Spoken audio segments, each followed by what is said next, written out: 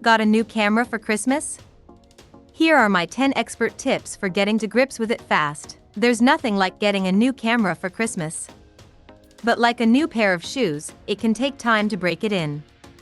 Here's how to do it the right way. There's no better date on the calendar than New Camera Day, but getting to grips with a new device can be a bit of an awkward experience. I'm always using different cameras, and I can tell you from experience that it's easy to get frustrated, especially if you're grappling with a new menu system and/or control layout.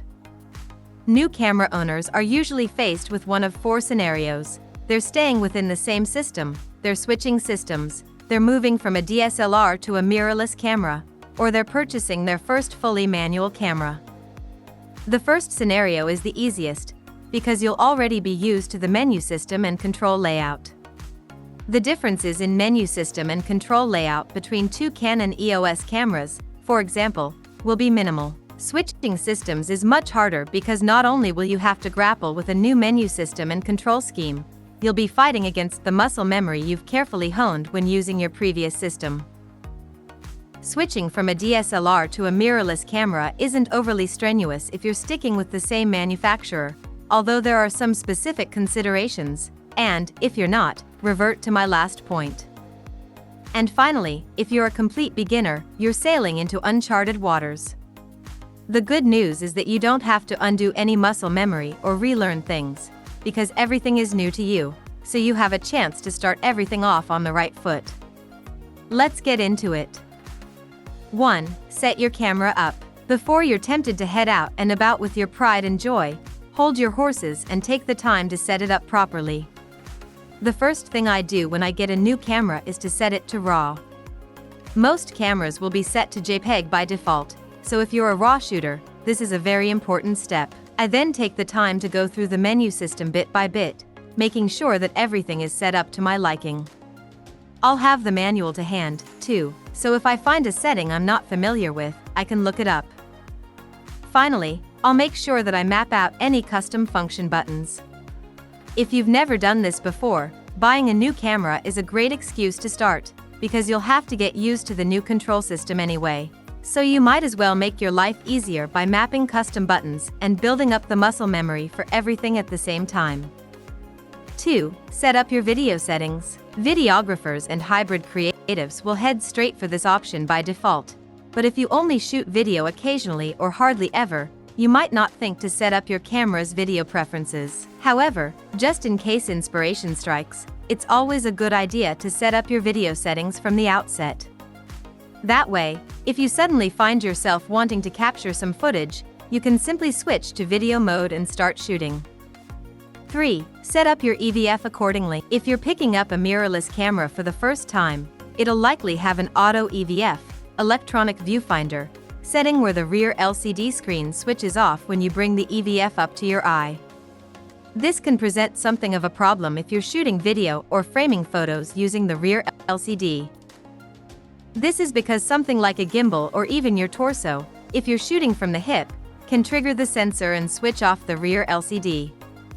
As such, make sure you find your camera's EVF settings and set this function to your preference. 4. Use your camera at home. I'm not saying you shouldn't get outside with your camera on Christmas Day, who wouldn't want to? But don't be afraid to pick up your camera and play with it at home. Just handling it, fiddling with a few settings, and taking a few pictures of the cat all go towards building that crucial muscle memory that will eventually have you wielding your camera like it's an extension of your arms.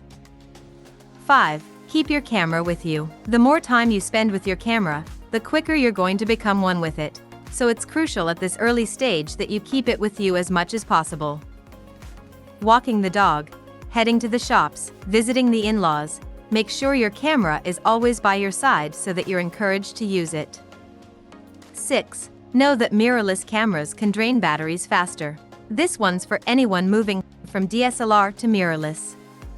Depending on which mirrorless camera you have, you'll probably find that the battery drains much quicker than your old DSLR's battery.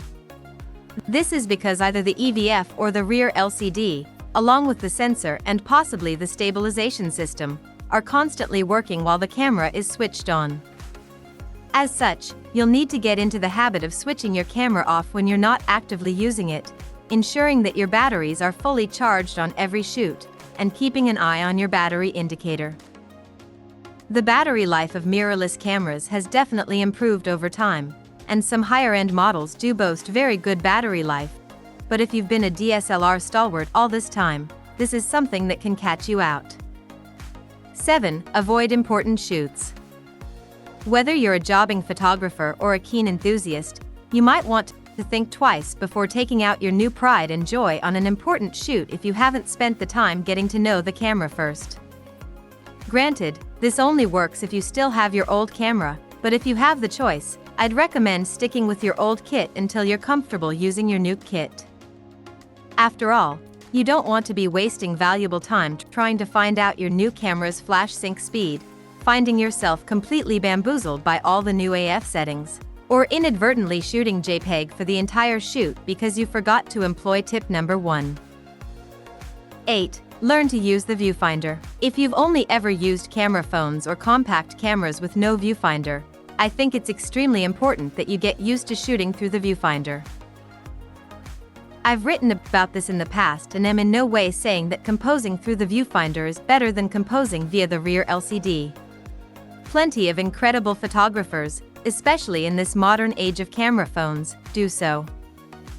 However, if you're starting your photography journey, I think it's worth learning both ways.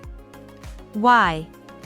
Because if you start to use longer lenses, you may find yourself struggling to steady the camera effectively if you insist on shooting via the rear screen. And if you find yourself shooting in bright sunlight, you might not be able to even see the image on the rear LCD due to glare. I say, get it out of the way now and learn to use both. 9. Put on a camera strap. I'm guilty of not using my camera with a strap. Then again, I do a lot of product and landscape photography where it's secured on a tripod, and sports photography where the camera and lens combination is simply too heavy, for a neck strap at least. However, if you've bought a camera that can be comfortably worn around your neck or over your shoulder, it's worth attaching a strap. Not only will this avoid unwanted drops, but it'll keep your camera always available to you, meaning you'll use it more and are less likely to miss the moment. 10. Know your exposure settings. If you're using a fully manual camera for the first time, it can be a very daunting experience. So much so that plenty of beginner photographers buy manual cameras, switch them to auto mode and never get the best out of them. I therefore wholeheartedly recommend that you take the time to learn the exposure triangle and the settings on your camera so you can begin to wield it like a pro. However, you needn't take the training wheels off in one go. A great starting point is aperture priority.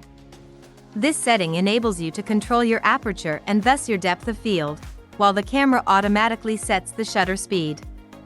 You can then choose to set your ISO manually or set it to auto ISO, so you only have to worry about your aperture. This is the first step into the world of manual photography and is a great way to get started without relying on auto mode.